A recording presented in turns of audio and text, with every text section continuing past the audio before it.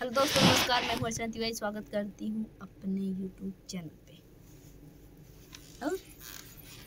और सब आगे समझ लीजिए।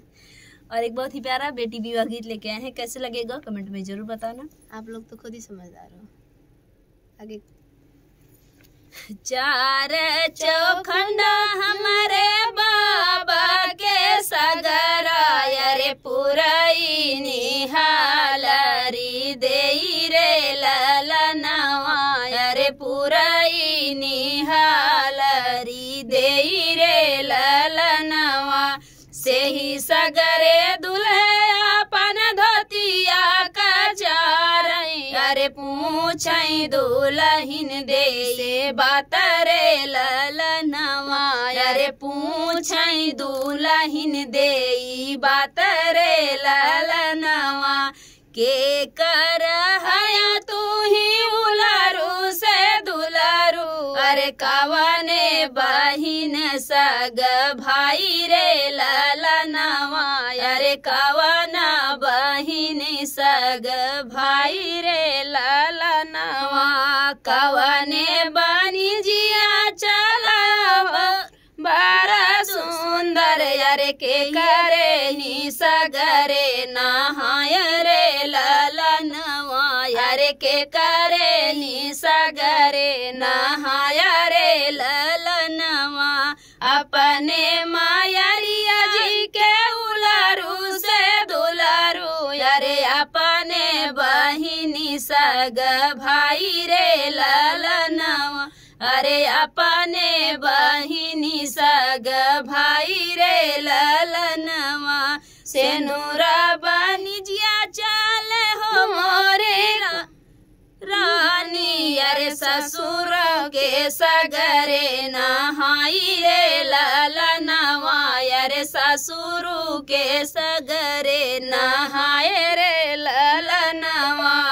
तनी बचन सुनी दुल्हिनी कावनी दे अरे धाई महलिया के जाई रे ललनवा अरे धाई महलिया के जाई रे ललनवा धावा तू ही नौआ हो धावा तू ही बररी अरे आगे अरे बाबा आगे खबर जनाओ रे ललनवा अरे बाबा आगे खबर जनाओ रे ललनवा जवने हो बरा बाबा नगरा ढूंढत बाटा उहई बरा सगरे नहाई रे ललनवा अरे उहई बरा सगरे नहाई रे ललनवा अवना न दोइया पलंग चढ़ी बैठा अरे कुचहू माघैया ढोली पान रे ललनवा अरे कुचहू माघैया ढोली पान रे ललनवा नगर बहरे हेरी के डड़िया फनऊ बैर लई जाऊँ बैरनी हमार रे ललनवा अरे लई जाऊँ बैरन हमार रे ललनवा किया मोरी भौजी हो नूना चोरी की हले अरे किया तेला दिहे ढर काई रे ललनवा अरे किया तेला दिहे ढर काई रे ललनवा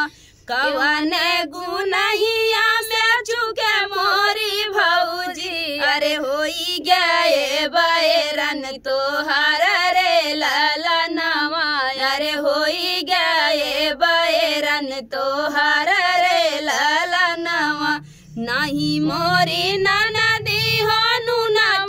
चोरायु अरे नाही तेला दिहु ढर काई रे ललनवा अरे नाही तेला दिहु ढर काई रे ललनवा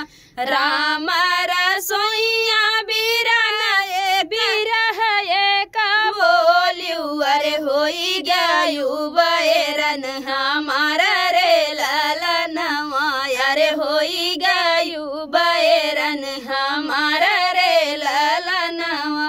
बैरन बैरन जिनकारा सरह अरे बैरन प्राण पियर रे ललनवा अरे बैरन प्राण पियर रे ललनवा जवने की रहिया बैरन तोहरी जा जाई है अरे उजरी नगर बसी जाई रे ललनवा अरे उजरी नगर बसी जाई रे ललनवा। तो फ्रेंड बेटी विवाह गीत आप लोग को कैसा लगा कमेंट बॉक्स बताना। फिर मिलते किसी नए गाने के साथ, तब तक के लिए बाय बाय दोस्तों।